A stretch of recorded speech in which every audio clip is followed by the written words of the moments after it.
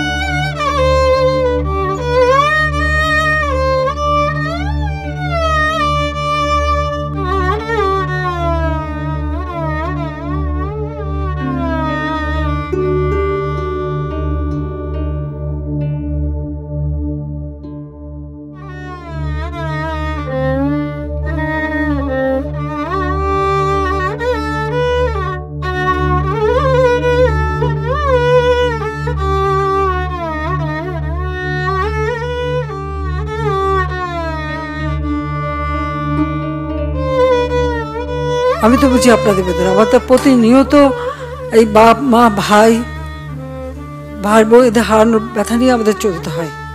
এমনকি লাশটাও তো দেখতে পারিনি, কাফন দাফনটাও তো করতে পারিনি, দেশেও ফিরতে পারিনি। 6 বছর আসতে দেয়নি আমাকে। তবে যখন আসছি সারা বাংলাদেশ ঘুরছি, চেয়েছি এই দেশের মানুষের জন্য একটু, কারণ আমার বাবা বলতেন দুঃখী মানুষের মুখে হাসি ফোটাও। আমি সেই চেষ্টাই করে যাচ্ছিলাম, কিন্তু এই যে বারবার যে এই ধরনের ঘটনা ঘটাবে, এই সন্ত্রাসী ঘটনা ঘটাবে, এটা তো কাম্য না। আর মানুষ কি দোষ করলো যেভাবে মানুষ খুন করতে হবে? মানুষ খুন করে সরকার পতন, এটা কবে হয়, কখন হয়? সাধারণ মানুষ কি দোষ করেছে? আমি আসলে আপনাদেরকে আমি কি বলে সান্ত্বনা দেবো? আমি একটু বলবো যে আমি আপনাদের মতনই একজন, বাবা মা ভাই হারানো সেই এতিম। কাজে আপনাদের কষ্ট আমি বুঝি, আমি আছি আপনাদের জন্য, আপনাদের পাশে।